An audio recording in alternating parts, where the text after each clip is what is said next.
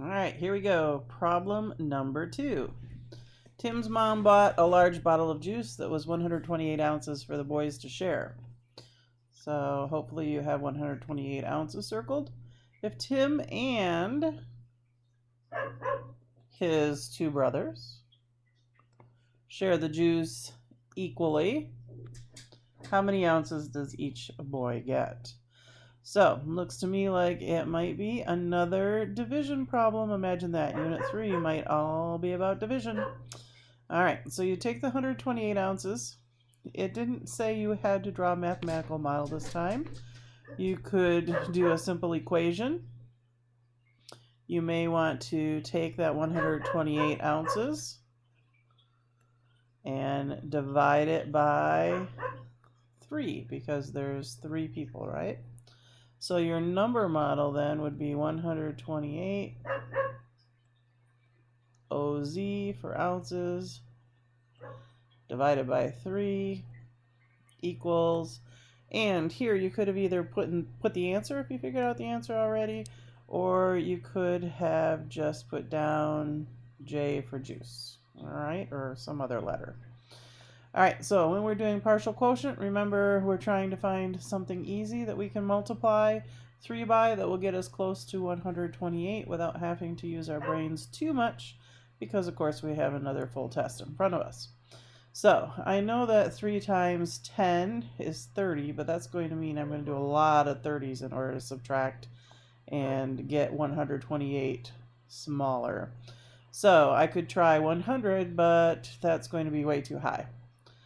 So then I can think about other multiples of 3. So I've got 3, 6, 9, 12. Oh, 12. I know 3 times 4 is 12. So 3 times 40 would be 120. That would certainly get it all small real quick here. So then, if I subtracted, I'd end up with 8 left. 3 can go into 8. Hopefully you know 2 times. Now I have just 2 left. Now, that's my remainder. But what are we doing with that remainder? That's the big question.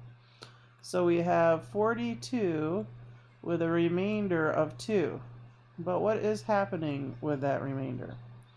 Well, it says equally. Equally is the key word here. That means we need to figure out what that 2 is representing, and we need to report it out as a fraction. So we already know that it's going to be 42 ounces for each one, but that means we still have 2 left over, and we have 3 people. So we've got to think about then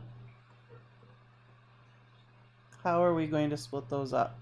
So if we split them into thirds, right, then we'd know that each person would get 2 out of the 3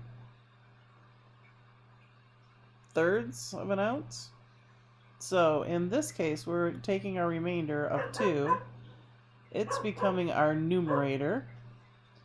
Our denominator, remember, is the same as our divisor. So your solution should be 42 and 2/3 ounces each.